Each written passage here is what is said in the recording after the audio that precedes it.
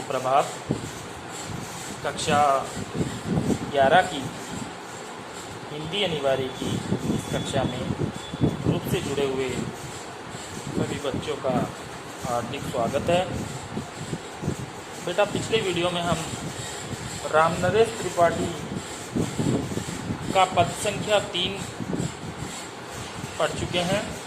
उसका अनुवाद हमने पढ़ लिया है और पीडीएफ के माध्यम से उसका जो व्याख्या है और उसके जो प्रश्नोत्तर हैं वो भी हमने आपको भेज दिए थे। आशा है आप लोगों ने उतार लिए होंगे। आज का जो हमारा प्रकरण है बेटा वो है इसी पथिक, जो इनकी शीर्षक नामक ये कविता है पथिक की, इसका पद संख्या 4। पिछले वीडियो में बेटा जब हम पद संख्या 3 की चर्चा कर रहे थे तब हमने देखा था कि वहाँ सूर्य जो है वो आकाश गंगा के किनारे खड़े होकर के उसके सौंदर्य का जो है पान कर रहा है।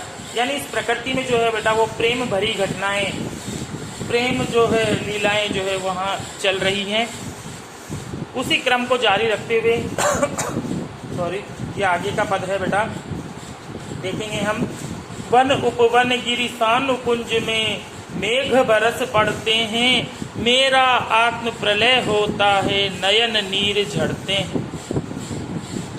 यहाँ पर कवि रामनरेश त्रिपाठी बता रहे हैं कि प्रकृति में जो प्रेमपूर्ण लीलाएं चल रही हैं, प्रेम से भरी हुई जो लीलाएं चल रही हैं, जैसे सूर्योदय से पूर्व आकाश गंगा का जो है, आकाश गंगा के तारों का जो है जगमगाना, चंद्रमा का हंसना, वृक्षों का सजना, पक्षियों का चहचहाना, फूलों का महकना, ये सब हम पिछले पद में हमने पढ़ा है।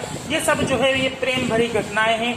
यह सभी जो है सूर्य के साथ अपने प्रेम को जो है प्रदर्शित कर रहे हैं। और जैसे ही उसका उदय होने लगता है तो पक्षी चहकते हैं, फूल महकते हैं, वृक्ष सजते हैं। इस माध्यम से वो अपना अपना प्रेम जो है उसके प्रति जाहिर कर रहे हैं। उसी क्रम में जो है अब मेघ यानी बादलों का नंबर आया है बेटा। अब तो बादल क्या कर रहे हैं, ये सारी जो प्रकृति की प्रेम लीला देख करके बादल भी जो है वो उन्मादित हो जाते हैं। उनमें भी जो उनसे भी रहा नहीं जाता है और वो भी जो है अपने प्रेम को प्रदर्शित करने के लिए वो क्या करते हैं, वनों पर, उपवनों पर, पहाड़ों पर, सानू का मतलब होता है बेटा पर्वत की जो समतल भूमि होती है या चोटी के नीचे की जो समतल भूमि होती है उसको हम सानू कहेंगे।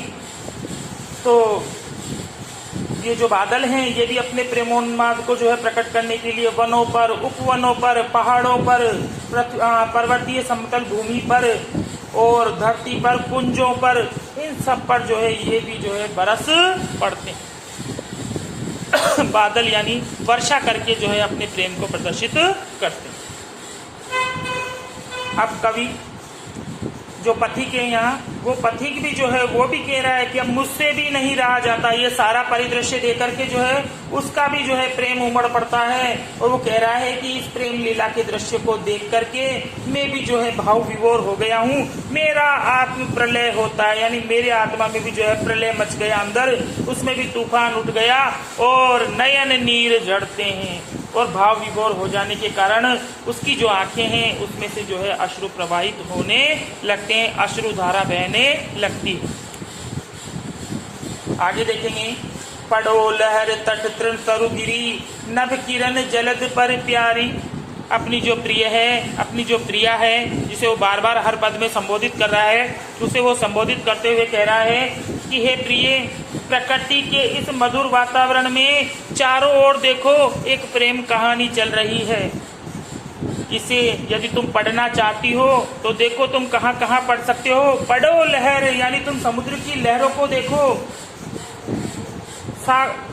तट यानी सागर के किनारों पर देखो, तिनकों में, तृण यानी होता है तिनके, तिनकों में देखो, तरु यानी पेड़ों पर देखो, गिरी यानी पहाड़ों पर देखो, नभ यानी आकाश में देखो, किरण यानी चंद्रमा की किरणों में देखो, सूर्य की किरणों में देखो। जलद पर प्यारी, जलद का मतलब होता है बेटा सागर, और जलद यानी वैसे बादल। जलज और जलद तो जो है कमल का पर्यायवाची है और जलद जो है ये बादल का पर्यायवाची है बेटा। तो इनको जो है यदि तुम इस प्रेम लीला को जो है देखना चाहती हो, इसे महसूस करना चाहती हो, तो तुम देखो, तुम सागर की लहरों को देखो, सागर के किनारे को देखो, तिनकों को देखो, पेड़ों को देखो, पहाड़ों को देखो, आकाश को देखो, सूर्य की किरणों में देखो और बादलों पर देखो। इन सब पे जो है तुम इस प्रेम भरी कहानी को जो है महसूस कर सकती हो, पढ़ सकती हो। अपनी प्रिय को संबोधित करते हुए वो यह कह रहा है कि ये जो प्रेम भरी कहानी प्रकृति में चल रही है, यदि तुम इसे महसूस करना चाहती हो, इसे देखना चाहती हो, इसे पढ़ना चाहती हो, तो लहरों पर, सागर के किनारे पर, तिनकों पर, पेड़ों पर, पहाड़ों पर, आकाश में, सूर्य की किरणों में और बादलों पर, हर जगह जो है तुम इस कहानी, इस प्रेम लीला को जो है देख सकती हो, पढ़ सकती हो। लिखी हुई यह मधुर कहानी विश्व मनोहरकारी। ये प्रेम कहानी, ये जो प्रेम लीला है, ये सारे संसार को मोहित करने वाली है। विश्व विमोहनहारी, विमोहनहारी का मतलब हो गया बेटा मोहित करने वाली, यानी ये जो प्रेम लीला है ये संसार को मोहित करने वाली के रूप में जो है चारों ओर छाई हुई है, चारों ओर बिखरी हुई है। कैसी मधुर मनोहर उज्जवल है यह प्रेम कहानी। आगे जो पथिक है वो ये कह रहा है कि देखिए, ये सूरज और सागर की जो ये कहानी है, ये जो प्रकृति के प्रत्येक जो वस्तुएं हैं, इनकी अपनी अपनी जो ये कहानियां हैं, ये प्रेम कहानियां हैं, ये कितनी मधुर, मनोरम और उज्जवल है, इसे तुम महसूस करो।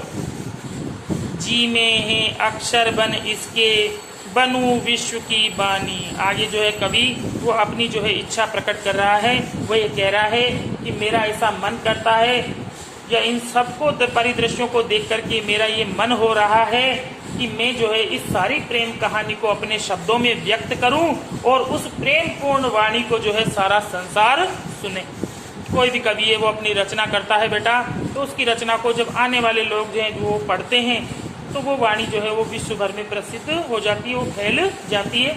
तो कवि यहाँ यही कह रहा है कि मेरे मन में यह आ रहा है कि मैं इस प्रेम कहानी को जो है अपने शब्दों में व्यक्त करूं और जो है इस प्रेम पूर्ण वाणी को जो है सारा संसार बाद में सुने। स्थिर पवित्र आनंद प्रवाहित सदा शांति सुखकर है, आहा प्रेम का राज्य परम सुंदर अतिशय सुंदर है। आगे कवि यहाँ बताना चाह रहा है कि प्रकृति जो है इसमें हमेशा ही स्थिर, पावन और आनंद को प्रवाहित करने वाली सुखकारी जो शांति होती है वो हमेशा विद्यमान होती है, वो हर ओर छाई रहती है। यानी जो पवित्र जो प्रकृति है उसमें जो है एक पवित्र आनंद जो है प्रवाहित होता रहता है। प्रकृति जो है हमें हमेशा सुकून, शांति जो है प्रदान करती है। तो ये सारी चीजें जो है बेटा ये प्रकृति में निहित होती है। और अंत में जो है कवि कह रहा है कि आहा प्रेम का राज्य परम सुंदर, यानी ये प्रकृति प्रेम का जो राज्य है ये बेटा बहुत ही सुंदर है, अतिशय सुंदर है, यानी सुंदर से भी बहुत ऊपर है ये प्रेम का, ये प्रकृति प्रेम का राज्य। कहने का भाव ये है बेटा यहाँ कि प्रकृति में जो एक चारों ओर जो प्रकृति में लीलाएं चली रहती हैं बेटा, ये लीलाएं जो है हमारे मन को बहुत ही आनंद देती हैं, ये जो है शांति प्रदान करती है और एक सुख का जो है अनुभव हमको देती है। तो इस प्रकार जो ये प्रकृति प्रेम का जो राज्य होता है बेटा, ये बहुत ही परम सुंदर होता है, अति स्वयं सुंदर होता है, यानी सुंदर से भी कहीं ज़्यादा जो है ये सुंदर होता है। यहाँ पर कवि की जो प्रकृति प्रेम है वो इस पूरे पद में झलक रहा है। पद की विशेषताएं क्या क्या है बेटा, कि इस पद में आपको यत्र तत्र अनुप्रास के तो दर्शन हो ही रहे हैं, वो तो आपने देख ही लिया होगा। तट तृण तरु यानी त की आवृत्ति हो रही है, ऐसे कई स्थानों पर एक ही वर्ण से जहाँ समान आवृत्ति होने के कारण अनुप्रास अलंकार है इसमें। उसके अलावा जो बेटा इसमें महत्वपूर्ण अलंकार है वो है आपका मानवीकरण, यानी प्रकृति की जो वस्तुएं जो चल फिर नहीं सकती उनको जब मानव का वेश, मानव की शक्ल दे दी जाती है, उनसे बातचीतें करवाई जाती है, ऐसे इस परिस्थिति में जो है वहाँ पर आपका मानवीकरण अलंकार होता है। तो इस पद में आपका मानवीकरण अलंकार होगा। साथ ही साथ जो अंतिम पंक्ति है बेटा, सुंदर, अतिशय सुंदर है। यहाँ सुंदर दो बार आया है, लेकिन एक बार अतिशय के साथ आने के कारण ये दोनों ही जो है अलग अलग अर्थ दे रहे हैं। एक बार सुंदर और एक अतिशय सुंदर के साथ जब इसका अर्थ होगा तो ये बहुत सुंदर इसका अर्थ निकलेगा, सुंदर से भी ऊपर, सुंदर से भी ज़्यादा। तो यहाँ पर दो अर्थ हो जाने के कारण यहाँ पर यमक की प्रतीति भी हो रही है। ये तो था बेटा इसका अलंकार से संबंधित। छंद को देखते हैं यदि हम, तो इसमें हरिगीतिका नामक छंद है और इसकी जो भाषा है वो बेटा वो खड़ी बोली है, तत्सम प्रधान शब्दावली है। भाषा बहुत ही सुकोमल है, सामासिक है और भावानुकूल है और प्रवाहमयी है। ये सब जो है इस पद की विशेषता है। तो ये था बेटा रामनरेश त्रिपाठी का पद संख्या 4। अगली जो हमारी चर्चा होगी वो अध्याय 4 पर होगी, जिसमें सुमित्रा नंदन पंत उन्होंने भी जो है प्रकृति का बहुत ही सुंदर जो है चित्रण किया है। अगली जो कविता है वे आँखें सुमित्रा नंदन पंत की, तो अगला जो वीडियो होगा हमारा वो उस पर होगा। तब तक के लिए धन्यवाद।